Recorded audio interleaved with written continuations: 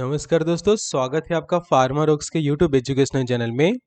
आज के video lecture में हम कुछ ऐसे हेल्थ प्रॉब्लम और उसके सॉल्यूशन के बारे में बात करेंगे, जैसे कि जब आप टॉयलेट करने जाते हैं तो उस दौरान या फिर टॉयलेट करने के बाद वहाँ से जो है वो खून आता है, ब्लीडिंग होती है।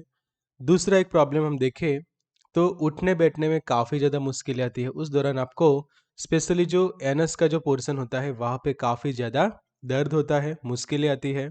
फिर तीसरा सिम्टम हम देखें तो जो एनस के आसपास एक कठोर गांठ बन जाती है और जो टॉयलेट होता है उसके साथ म्यूकस आता है। तो ये जो सभी सिम्टम्स है वो इंडिकेट करते हैं कि पाइल्स की बीमारी हो सकती है। तो उसका जरूर से एक निदान करना जरूरी है और प्रॉपर इसके बारे में इलाज जरूरी है। तो सीखते हैं डिटेल में और ये सभी टॉपिक्स को कवर करते हैं आज के लेक्चर में और जानते हैं पाइल्स की बीमारी के बारे में। तो पाइल्स की जिसको हम बवासीर भी कहते हैं कि एक भयानक रोग है। तो वो दो तरह की होती है, एक खूनी बवासीर होता है और दूसरा बादी बवासीर होता है। और बवासीर की शुरुआत तब होती है जब गुदा और मलाशय क्षेत्र की नसें में सूजन देखने को मिलती है, वो फूल जाती है। तो यहाँ पे जो हम डायग्राम में देखें तो यहाँ पे जो वेन्स आप देख रहे हैं जो एनस रीजन के, तो वहाँ पे जो है वो थोड़ी बहुत स्वेलिंग आ जाती है और उसके कारण एक पेनफुल कंडीशन प्रोड्यूस होती है कि जिसको हम पाइल्स कहते हैं। तो वहाँ पे दो टाइप के हीमेरोइड्स बनते हैं, एक इंटरनल बनते हैं और एक एक्सटर्नल बनते हैं। और एक काफ़ी पेनफुल कंडीशन है ये पाइल्स की, कि जिसके अंदर ब्लीडिंग भी होती है, दर्द भी होती है, जलन वगैरह भी होता है और पेशेंट को जो है वो ईचिंग भी होती है, स्पेशली एनस और रेक्टम के पोर्शन में। तो मैंने जैसे अभी आपको समझाया कि यहाँ पे जो अंदर की ओर होता है जिसको हम इंटरनल हीमेरोइड कहते हैं और जो बाहर की साइड होता है उसको हम एक्सटर्नल हीमेरोइड्स कहते हैं। तो ऐसे ही आपको बहुत सारी बीमारियों के बारे में सीखना अच्छा लगता है, उनके उपचार के बारे में सीखना अच्छा लगता है, तो अब हमारी जो बुक है डिसीज एंड ट्रीटमेंट उसको आप ज़रूर से परचेस कर सकते हैं। तो ये बुक में आपको सीखने को मिलेगा अलग अलग बीमारियों के बारे में, उनके उपचार के बारे में, निदान कैसे होता है, कौन सी दवाइयाँ उसमें प्रिस्क्राइब की जाती है। तो अफोर्डेबल प्राइस में भी आपको ये बुक मिल जाएगी। तो ऑर्डर करने के लिए ये वाले नंबर पे आप ज़रूर से व्हाट्सअप करें और उसकी सैंपल कॉपी भी आप चेक कर सकते हैं। तो अब आते हैं टॉपिक पे और समझते हैं पाइल्स के बारे में कुछ और रीज़न। तो कुछ ऐसे उसके मुख्य कारण जो देखें तो अगर आप डीप फ्राइड और प्रोसेस फूड खाते हैं, मतलब कि महीने में एक आध दो बार खाते हैं तो वो ठीक है, बट रेगुलर आप उस तरह का खाना खाते हैं तो आगे जाके आपको ये बीमारी जो है वो हो सकती है। फिर लंबे समय तक कब्ज रहता है, तो कब्ज के कारण क्या होता है कि जो स्टूल काफ़ी हार्ड हो जाता है। तो हार्ड स्टूल के कारण जो रेक्टल का पोर्शन है, एनस का पोर्शन है, वहाँ पे काफ़ी ज़्यादा प्रेशर भी पड़ता है और वहाँ के जो मसल्स होते हैं, वेन्स होती है, वो डैमेज होने लगती है और उसके कारण वहाँ पे सूजन आ जाती है। तो ये एक रीज़न बनता है। अगर किसी को गैस रहता है लंबे समय तक तो भी उसके कारण ये प्रॉब्लम हो सकती है। पाचन संबंधी समस्या, मतलब कि आप जो भी कुछ खाना खाते हैं वो अच्छे से डाइजेस्ट नहीं होता, उसके कारण गैस हो जाता है, कॉन्स्टिपेशन हो जाता है। तो आगे जाके ये प्रॉब्लम हो सकती है। कई बार एक जेनेटिक फैक्टर भी बनता है कि अगर परिवार में किसी को पाइल्स है तो आपको भी आगे जाके ये प्रॉब्लम होने का एक रिस्क रहता है।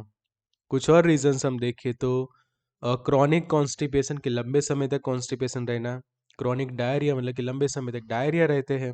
आप काफ़ी हैवी वेट जो है वो लिफ्ट करते हैं, मतलब कि काफ़ी ज़्यादा वजन जो है वो आप कैरी करते हैं एक साथ, तो भी ये प्रॉब्लम हो सकती है।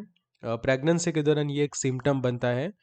कोई ओबेसिटी का पेशेंट है, किसी का वेट काफ़ी ज़्यादा है, या फिर आप ऐसा डाइट लेते हैं कि जिसके अंदर फाइबर कम है, कम फाइबर वाला खाना खाओगे तो क्या होगा, कॉन्स्टिपेशन होगा और कॉन्स्टिपेशन लंबे समय तक रहेगा तो आगे जाके पाइल्स की समस्या हो सकती है। फिर स्ट्रेनिंग जैसा फील करते हैं आप जब आप स्टूल पास करते हैं, मतलब कि जो स्टूल होता है वो काफ़ी ज़्यादा जब हार्ड हो जाता है तो उसको बाहर निकालने में काफ़ी ज़्यादा दिक्कत आती है। जो स्ट्रेनिंग होता है वहाँ के जो मसल्स खींचते हैं तो वो एरिया डैमेज होता है और उसके कारण पाइल्स का प्रॉब्लम हो सकता है। तो सिम्टम्स हम देखें तो जैसे अभी हमने बात की कि जब आप टॉयलेट करने जाते हैं तो उस दौरान या उसके बाद ब्लीडिंग होती है, फिर म्यूकस आता है, ईचिंग होती है वहाँ पे, खुजली जैसा आप फील करते हैं, पेन होता है, जलन होते है, तो ये सब उसके सिम्टम्स बनते हैं। फिर जैसे अभी मैंने आपको समझाया, ये सब सिम्टम्स जो है वो वहाँ पे देखने को मिलते हैं पाइल्स की बीमारी के अंदर। अब सबसे इम्पोर्टेंट जो समझना है कि उसका निदान कैसे होगा, डायग्नोसिस कैसे हो सकता है। तो सबसे पहले ज़रूरी है एक फिजिकल एग्जामिनेशन की, जो आपके डॉक्टर है, हेल्थ केयर प्रोवाइडर है, वो अच्छे से पेशेंट को चेक करते हैं और फिजिकली चेक करके वहाँ पे देखते हैं कि किस तरह की कंडीशन प्रोड्यूस हुई है। कई बार वहाँ पे फिंगर टच करके भी वो चेक करते हैं कि किस तरह का वहाँ पे कंडीशन प्रोड्यूस हुई है। सेकंड हम देखिए तो ब्लड टेस्ट जरूरी है यहाँ पे, कि कोई इन्फेक्शन वगैरह हुआ है या नहीं, वो चेक करने के लिए ब्लड टेस्ट जरूरी है।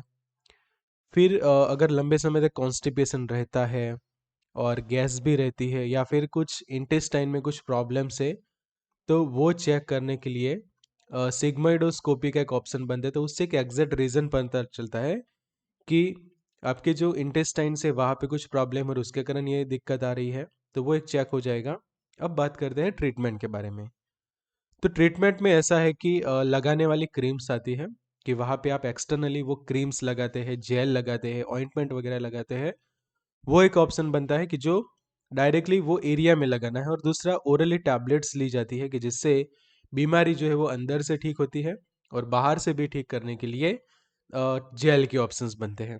तो सबसे पहले टैबलेट की हम बात करें यहाँ पे, तो टैबलेट है यहाँ पे पाइलियम करके एक प्रोडक्ट है, कि जिसके अंदर प्रोएंथोसाइनिडिन एंड विटामिन सी है। तो ये टैबलेट पेशेंट दिन में एक बार या फिर दिन में 2 बार ले सकता है, उसको इस तरह से प्रिस्क्राइब की जाती है। सेकंड हम देखें तो पाइलियम की सपोजिटरीज भी अवेलेबल है, हिमेरोइडल सपोजिटरीज, जिसका नाम है एमएमसी फार्मास्यूटिकल्स, उसको मैन्युफैक्चर करते हैं और एक स्ट्रिप में आपको 5 सपोजिटरीज मिल जाती है। तो रात को या फिर दिन में एक सपोजिटरी वो एरिया में जो है वो इंसर्ट करनी रहती है। तीसरा यहाँ पे ऑप्शन है पाइलियम की जेल का, कि जैसे मैंने आपको बताया था कि जो क्रीम बाहरी हिस्से में लगाई जाती है और टैबलेट वगैरह आप खाते हैं, कि जिससे बीमारी अंदर से भी ठीक होती है और बाहर से भी ठीक होती है। तो पाइलियम की जो क्रीम है वो पेशेंट दिन में 2 या 3 बार वहाँ पे लगा सकता है, कि जिसके अंदर ट्रॉक्सीरुटीन होता है, कैल्शियम डोबेस साइलेट होता है, जिंक रहता है, फिनाइलएफ्रिन रहता है, लिग्नोकेन रहता है और हाइड्रोकोर्टिसोन रहता है। मतलब कि ऐसे कॉम्बिनेशन इंग्रेडिएंट से कि वहाँ पे हीलिंग का भी काम करते हैं, पेन सेंसेशंस कम करते हैं, जलन कम करते हैं और पाइल्स की बीमारी, बवासीर की बीमारी को ठीक करने में आपको काफ़ी ज़्यादा मदद करते हैं। अगर ये से ठीक नहीं होता तो आपके पास एक और ऑप्शन रहता है, कि मैनकाइंड की ये प्रोडक्ट है पाइलोरूट करके, तो ये भी पेशेंट जो है वो यूज़ कर सकता है, कि जिसका डोज रहता है खासकर दिन में 2 या 3 बार आप अप्लाई कर सकते हैं। पांचवा ऑप्शन हम देखें तो एनोवर्ट का है। एनोवेट जो है वो एंटी हेमेरोइडल क्रीम है, बैक्लोमिथाजोन उसके अंदर साथ में रहता है और ये भी सेम डोज में लगाई जाती है, 2 या 3 बार अप्लाई कर सकता है। छठा ऑप्शन है सनोफी के काफ़ी बेस्ट प्रोडक्ट है, कि जिसके अंदर बैक्लोमिथासोन है, कि जो एक स्टेरॉइड है, फिनाइलएफ्रिन है एंड लिग्नोकेन है, मतलब कि एंटी हिस्टामाइन आ जाता है, स्टेरॉइड भी आ जाता है और लोकल एनेस्थेटिक्स भी आ जाता है, कि जो पेन कम करेगा, सूजन कम करेगा और इचिंग वगैरह होती है पेशेंट को, तो वो भी कम हो जाती है। और यहाँ पे खास लिखा है फॉर एक्सटर्नल यूज ओनली, तो सिर्फ बाहरी हिस्से में उसको लगाना रहता है। तो यहाँ पे मैं फिर से आपको बताना चाहूँगा कि ऐसे ही आपको अलग अलग बीमारियों के बारे में सीखना अच्छा लगता है, उनका निदान कैसे होता है, उपचार कैसे होता है, तो ये सभी डिटेल में दिया है ये वाली बुक के अंदर, डिसीज एंड ट्रीटमेंट, बीमारियां और उनका उपचार। तो ये बुक को ऑर्डर करने के लिए आप ये वाले नंबर पे व्हाट्सएप कर सकते हैं। अब समझते हैं आगे टॉपिक पे वापस आते हैं।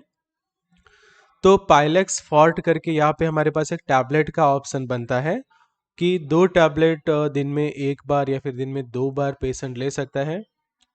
आठवां ऑप्शन बनता है पाइलेक्स का, तो ये पाइलेक्स फॉर्ट है और ये सिंपल पाइलेक्स है।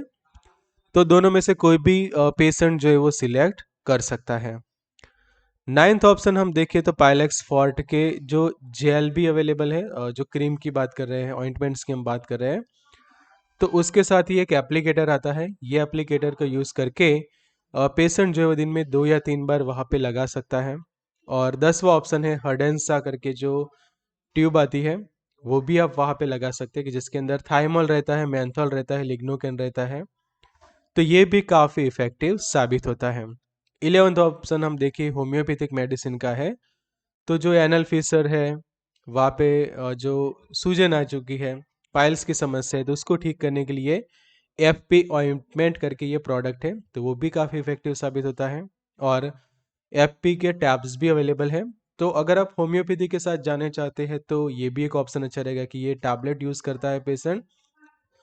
और ये जो टैबलेट्स है वो यूज़ करता है कि एक टैबलेट दिन में 1 बार या 2 बार लेना। और साथों साथ अंदर से ठीक करने के लिए और बाहर से ठीक करने के लिए ऑइंटमेंट एंड टैबलेट का ऑप्शन यहाँ पे बन जाता है।